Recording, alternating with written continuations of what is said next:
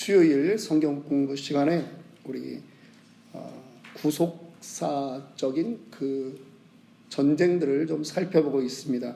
오늘 그 13번째 시간입니다.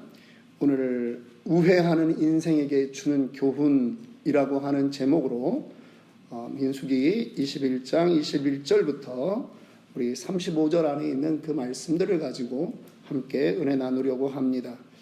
우리가 예수를 믿지만 우리 앞에 있는 문제들이 있어요. 그런데 이 문제들에 대한 시각과 이 문제들을 우리가 어떻게 처리해야 되는가라고 하는 것들을 보려고 하는 것입니다.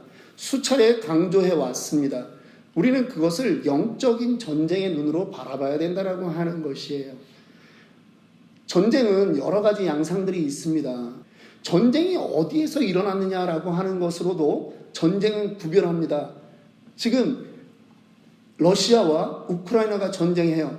어느 땅에서 하죠? 우크라이나 땅에서 해요. 러우 전쟁이라고 하는 겁니다. 애굽 땅에서 전쟁이 일어났을 때 하나님은 그거를 자기 백성을 구원하는 애굽에서의 전쟁이라고 말해요. 지금 이스라엘 백성들을 구원해냈습니다. 홍해를 건넜습니다. 어디서 싸웁니까? 광야에서 싸우는 거예요. 광야 전쟁이에요. 이제 가나안으로 넘어가면 가나안 전쟁이 진행되게 되어 있는 것입니다. 그런데요, 우리 마음 안에서도 전쟁이 있습니다. 오늘 이 자리에 나와 계신 분들도 또 수요일 날 교회를 나오려고 하니 마음에 뭐 다 그런 건 아니겠지만 가야 되나 말아야 되나, 집이 더 따뜻한데 막 이런 생각이 들었잖아요. 그럼에도 불구하고 이것을 극복하고 나온 거는 우리는 무슨 전쟁에서 승리했다? 영적 전쟁. 영적 전쟁의 전쟁터는 어디예요? 우리의 마음 안에서 전쟁이 일어나는 거예요. 마음은 어떤 곳입니까? 우리의 생각이 처리되는 곳이에요. 너무 어려운가요? 눈을 안 마주치는 걸 보니까 마음은 우리의 생각이 처리되는 곳이에요. 거기에서 마음밭이 중요한 거예요. 그래서 좋은 거를 자꾸 선택하는 것으로 나의 마음밭을 기경해 놓으면 우리는 올바른 것을 선택하게 되어 있는 거예요. 오늘 이제 이 가나안 땅에 들어가기 바로 전입니다. 이제 이스라엘 백성들이 38년 이 광야 생활을 마쳐가는 때예요. 그런데요, 사람들은 이제 바로 3일 길만 가면 가나안인데 그쪽으로 들어가기를 원하는 거죠. 지금 이 전쟁은 어디서 벌어지냐면 지도를 한번 좀 보여주세요. 전쟁이 일어나는 곳은 지금 이 파란 선이 있는 그 가장 밑에 쪽입니다. 모압 땅 아래에 세겜 땅이에요. 에돔 지역이 있는 곳이에요. 그러니까 요단강을 기준으로 보면 동편에서 지금 들어가면서 전쟁이 일어나는 곳이에요. 그런데 백성들은 누구라도 그렇죠. 바로 요단을 건너서 하나님이 우리에게 주시기로 약속한 젖과 꿀이 흐르는 그 땅으로 들어가면 너무나 좋겠다라고 생각하는 거죠. 그런데 하나님이 길을 돌리시는 거예요. 그렇게 들어갈 때 너무나 큰 전쟁들이 그들을 기다리고 있기 때문에 하나님이 길을 돌리시는 거예요. 사람들은 누구나 지름길을 좋아합니다. 시간을 낭비하는 것에 대해서 특별히 한국 사람은 싫어해요. 우리는 어디를 가나 빨리 해야 된다. 우리는 그래요. 뭐 늦어지는 거를 못 봐요. 기다리지 못해요. 이 사람들도 그랬던 것 같아요. 그런데요, 여러분, 하나님이 인도하실 때 하나님이 우리보다 우리를 더 잘 아신다라고 하는 것을 여러분들 믿으시기 바랍니다. 하나님이 이 백성들을 조금 돌려서 이동시키는 것입니다. 그런데 거기를 갔더니 에돔 땅이 나오는 거예요. 저 밑에서 에돔 땅 우리 이제 보이잖아요. 그 에어리어예요. 거기서 갔는데 에돔은 여러분 누구의 후손이에요? 야곱의 형 에서의 후손들이잖아요. 그래서 에돔, 에서 전부 다 무슨 뜻이죠? 붓다, 빨갛다 이런 거죠. 그런데 하나님이 저 세일산 있는 쪽, 세일산 있는 그 에돔의 땅은 누구에게 주기로 약속했어요? 에서의 후손에게 주기로 약속했어요. 저건 이스라엘 백성에게 주지 않겠다라고 하나님이 약속하신 거예요. 그러니까 너희들은 그쪽에다가 사신을 보내서 그냥 잘 우리가 지나가겠습니다. 너희들 과수원의 과실도 우리가 안 먹겠습니다. 우물의 물도 안 먹겠습니다. 우리는 그냥 지나가겠습니다. 라고 하는 거죠. 신명기 2장 6절에 보면 너희는 돈으로 그들에게서 양식을 사서 먹고 돈으로 그들에게서 물을 사서 먹으라. 하나님이 이렇게 말씀하시는 거예요. 왜? 이 땅은 너희 땅이 아니니까. 너희에게 약속하지 않은 땅이라는 거죠. 그러니까 너희는 내 말대로 듣고 가라. 그러는데요. 여러분, 민수기 우리가 오늘 읽지 않았지만 21장 4절부터 5절에 보니까 이게 백성들에게 마음에 부딪히는 거예요. 왜 부딪힙니까? 희망 고문과 같은 거예요. 40년을 적과 꿀이 흐르는 땅, 적과 꿀이 흐르는 땅, 맨날 그걸 들었는데 이제 조금만 가면 되는데 3일 길만 가면 되는데 거기서도 그 길을 안 들여보내주시는 거예요. 밖으로 돌게 하시는 거예요. 그랬더니 그들이 또 불쑥 올라오는 게 있어요. 뭐가 올라옵니까? 원망이 올라오는 거예요. 6절, 21장 6절에 볼까요? 하나님이 그 원망하는 백성들을 가만 놔두지 않습니다. 여러분, 하나님 앞에서 입조심을 해야 돼요. 하나님이 불뱀을 보내는 거예요. 불뱀을 보내야 돼요. 자, 여호와께서 불뱀들을 백성 중에 보내어 백성을 물게 하심으로 이스라엘 백성 중에 죽은 자가 많은지라. 여러분, 그랬더니 백성들이 모세에게 와서 말합니다. 우리가 여호와와 당신께 향하여 원망함으로 범죄하였사오니 이제 깨달은 거예요. 당신이 기도해줘라. 예전에는 모세가 시내산에 올라가서 그 돌판을 받을 때 40일 떠났더니 뭘 만들었어요? 금송아지를 만들었잖아요. 지도자가 40일 이상 떠나면요, 교회에도 금송아지가 쓸 수가 있다는 거예요. 예. 어쨌든 그때는 모세가 알아서 하나님께 용서를 간구하는 거예요. 하나님의 분노를 모세가 나서서 막아요. 그런데 이제 백성들이 바뀌고 있는 거예요. 미묘한 변화지만 백성들이 모세에게 당신이 하나님께 간구해달라 그랬더니 하나님이 모세에게 어떠한 방법을 주십니까? 8절입니다. 여호와께서 모세에게 이르시되 불뱀을 만들어 장대 위에 매달아 물린 자마다 그것을 보면 살리라. 모세가 놋뱀을 만들어 장대 위에 다니 뱀에게 물린 자가 놋뱀을 쳐다본 즉 모두 살리더라. 여러분, 백성이 간구할 때 하나님이 해결책을 주신 줄 믿습니다. 여러분, 우리가 하나님을 사모할 때 하나님이 요한복음 3장 16절에 하나님이 세상을 사랑하사 누구를 주셔요? 우리에게 독생자를 주시는 거예요. 요한복음 3장 14절 15절을 봅시다. 하나님이 뒤로 좀 넘어가면 14절 예수님이 니고데모에게 말씀하는 거예요. 모세가 광야에서 뱀을 든 것 같이 인자도 들려야 하리니 이는 그를 믿는 자마다 조건이 뭐예요? 믿어야 되는 거예요. 영생을 얻게 하려 하심이라. 믿으십니까? 여러분, 다 예수를 원하는 것 같죠? 다 하나님 찾을 것 같죠? 아니에요. 죽음이 내일 모레 있어도요, 안 찾는 사람은 안 찾아요. 그런데 그 예수를 억셉트하는 거예요. 받아들이는 거예요. 놋뱀이 달려있다고 모든 사람이 놋뱀을 본 게 아니라는 거죠. 뱀에 물렸으면 볼 것 같죠? 근데 아니에요, 사람. 야, 그거 본다고 낫겠냐? 약을 달라고, 약을. 똑같잖아요. 기도한다고 낫겠냐? 여러분, 사람의 마음이 이 마음 안에서 처리될 때 어떤 사람은 세상의 가치관이 그 마음 안에 가득 차 있는 거예요. 그러면 가치관대로 선택하는 거죠. 정보는 들어왔지만 그게 내 마음 안에서 프로세싱이 되잖아요. 근데 과거 내가 선택했던 방식으로 간단 말이에요. 위급한 상황일지라도. 멸망당하는 이유가 뭡니까? 죽는 이유가 뭡니까? 놋뱀이 있어도 보지 않고 십자가가 있어도 그분을 나의 구주로 고백하지 않기 때문이라고 하는 거예요. 하나님의 선하심과 하나님의 손길을 신뢰하지 않는 거예요. 믿지 않는 거예요. 우회적으로 돌아갈 때 사람들은 그래서 다 원망해요. 하나님 왜 이러십니까? 라고 하는 거죠.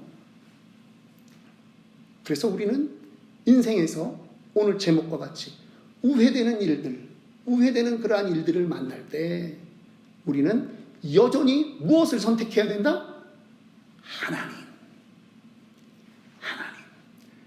나는 이해할 수 없지만 하나님에게는 뜻이 있을 거야. 그거를 선택하는 거예요. 그거를 다른 말로 뭐라 그러냐면 충성된다라고 해요. 충성되이여. 그 사람의 심정이. 성령의 열매 아닙니까? 예수님의 열매잖아요. 예수님도 십자가에 달려 돌아가실 때 아버지 할 수 있거든 이 잔을 내게서 지나가게 하옵소서. 그런데 예수님의 충성심은 어디서 나오느냐? 그러나 나의 원대로 마옵시고 아버지의 뜻대로 되기를 원하나이다. 이 말이에요. 자기의 생각을 하나님의 말씀에 하나님의 뜻에 굴복하는 것이 충성이라고 하는 거예요. 교회 일 열심히 하는 게 충성 그것만 아니에요. 우리는 막 교회 일을 열심히 하지 충성스럽다. 아니에요. 인생의 원망과 순종의 갈림길에서 하나님을 선택하고 거기에 나의 모든 걸 굴복시키는 게 충성이라고 하는 거예요. 예수님이 그렇게 우리에게 모범을 보이셨던 것입니다. 기대대로 안 될 때 우리는 충성의 마음으로 여전히 하나님에게 크레딧을 두어야 되는 거예요. 그래서 하나님이 내 인생에서 행하셨던 그 일들을 과거에 어떻게 하셨나 이거를 내 머릿속에서 자꾸 끄집어내야 돼요. 간증을 왜 해요? 간증을 왜 해요? 자랑이에요, 간증이? 아니에요. 저희도 집에서 우리 애도 와 있지만 그런 이야기를 해요. 아, 옛날에 참 어려웠던 그때가 있었는데 그때 이렇게 했지? 그랬더니 하나님이 이렇게 인도하셨지. 그 얘기를 하는 거예요. 왜? 자녀들 인생에 부모의 삶이 얘네들에게 그대로 잘 전수되게 하기 위해서 그러는 거예요. 자기는 겪어보지 않았지만 그때 한 가족의 구성원으로 있어 봤으니 자기도 알잖아요. 자, 그런데 하나님은 그곳에서 에돔 족속과 싸우지 않도록 잘 지나가도록 하는데 이 시온 왕이요 가만 놔두지 않는 거예요. 그냥 군대를 몰고 내려오는 것입니다. 과민 반응을 하는 거예요. 왜 그랬을까요? 이 당시에 이 시온 왕은 아모리 족속 여기에 왕은 이미 자기가 넓은 땅을 차지했어요. 그래서 태평성대를 누리다 보니까 모든 게 다 자기 밑에 와서 굴복해야 될 것 같거든요. 그러니까 교만해지는 거예요. 여러분 삶이 안정된다고 여러분 꼭 좋은 거 아닙니다. 그때가 게을러지고 교만이 올 때가 있어요. 이스라엘 백성들에게 이들이 칼을 들고 나타나는 것입니다. 그런데 하나님이 너희가 나가서 전투해라. 내가 이기게 하겠다. 이 백성을 너희에게 붙이겠다. 하나님이 약속하시는 거예요. 이것이 야하스 전투라고 하는 것입니다. 이스라엘 백성들이 이겼습니다. 그리고 그들을 진멸하고 이제 그 땅을 차지한 것입니다. 물론 영원히 그 땅을 차지하기 위한 건 아니에요. 그런데 머무르는 거예요. 또 그 옆에 바산왕 옥과의 전투가 있어요. 이 바산이라고 하는 곳에는요, 성경에 보면 황소가 유명해요. 목축업이 유명한 거예요. 평지가 많고요, 물길이 있고 그래서 풀이 풍성했던 곳이지요. 그런데 이곳 사람들과 또 전쟁을 하게 되는 것입니다. 그런데 하나님이 그곳과의 전쟁에 있어서도 그 민족에 대해서 하나님이 먼저 약속하셨어요. 너희에게 붙여줄 것이다. 이 가나안 지역 주변에 있는 이 민족들, 악한 민족들이라는 거죠. 하나님이 때가 되면 너희에게 붙여줄 것이다.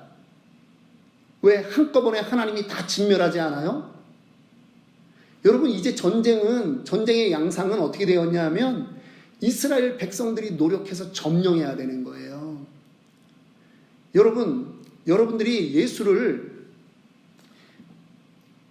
한 30대에 믿은 그런 분들 계시면 그런 케이스들이 있을 거예요. 처음 믿을 때는 막 응답도 잘 돼. 근데 조금 더 믿다 보면 막 기도해도 응답이 잘 안 되는 일들이 많아요. 그런데도 견뎌야 돼.